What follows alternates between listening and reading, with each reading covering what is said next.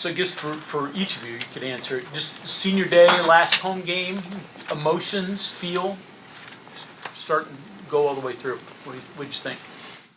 It's very emotional. Families came today, so playing in front of them is very important, and just having one last go at it, and just being in the moment, being in the present, and just facing a new challenge, winning the game. Yeah, emotions were felt. I'm not gonna talk too much because I already had my little emotional spell yesterday. But I just was so grateful to come into Mountaineer Nation and be accepted. So it felt really good tonight, and to come out with the win too. Yeah, just kind of piggybacking on what they saying. Emotions were definitely high, especially for me. But just being able to, play in the Collie one last time and coming out with the dub, that was all that really mattered to me.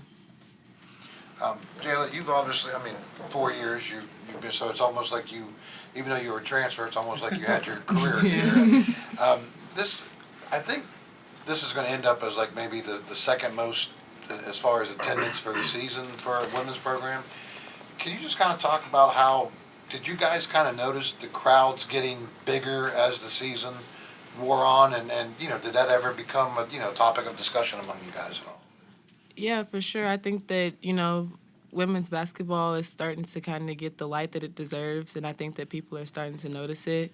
And just knowing that, being in a city like Morgantown where, there are so many fans that, love the athletes and love to show that support, and seeing them actually showing up for us is really eye-opening, and, we're really appreciative of that. Over the course of your 4 years, though, you probably remember some games where, there was maybe, not obviously not that many. What was that like going through that? And then, these last few games when there's, 2,000, 3,000 people in there. Yeah, I think just, seeing the progress that's been made over time, it's been very eye-opening. And, we're really appreciative, and, we try to do what we can, get out in the community, do community service, and, try to, let people know that they should come and see us just for the people we are and not just for, what we can do on the court. So I think that's really paid off in the end. Jayla, they cut it to 10 points in the fourth quarter. You get the layup, and then 3 to go up 15. You let out a big smile after that 3. Was it relief that it went down, that you were able to stop their run? Yeah, we didn't want them to, get going, and we wanted to really just kind of keep the lead and be able to close this game out right, and I think we were able to do that in the end. Tavy, what was it like preparing for a player like Sedona Prince and somebody down low? It was kind of hard, I think, just height-wise, but we had some good practice players that really emulated her well, and I think that really prepared us for her fadeaway hook shot. So we just, it was hard, but we managed. Mark talked about the defense at the end. He said that he told you guys that you're playing good enough defense to hold, even if the offense wasn't generating a lot. We talked about Jayla's shot. Lauren, your steal right before that, and that led to a basket in transition, was a big momentum swing. How does it feel, and how important is it to make that big play on defense when the offense is struggling? Yeah, I think, we started the game off. I think we turned them over 10 times the first quarter.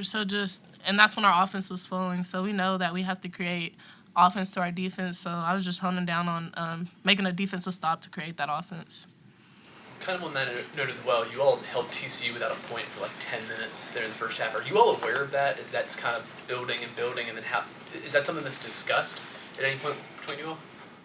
Yeah, I think we had talked about it actually before the game, because I know we held Cincinnati and Houston to 0 points, and so we were just trying to get back. We've had a couple of games where we strayed away from turning people over, so we were like, let's like strive to hold them to 0 points the first quarter. So.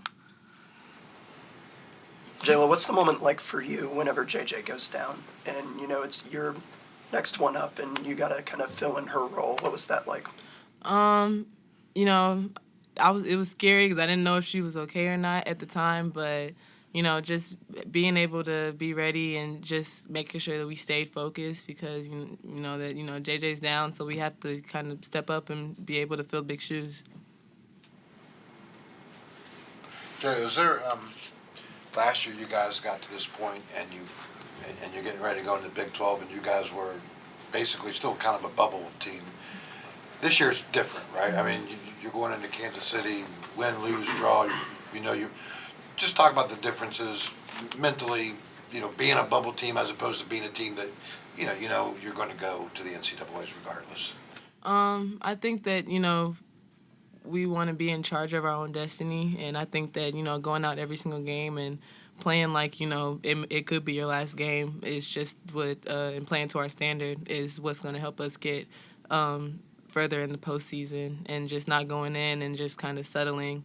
Because, you want to be a higher seeds, you can get a chance to go further in the tournament. So just playing to our standard. Question, one more for me. So Kansas City next. You guys have now gone through the entire conference. So Lauren, start with you. Just what's the Big 12 tournament going to be like? What do you expect? Not just necessarily for you guys, but just the tournament as a whole and how competitive it's going to be. I think today was a good game for us to get back on track, and give us momentum going into the tournament. So I think our mindset just going in is like, one game at a time and just surviving and advancing. Thanks, everyone. Thank you. Thank you.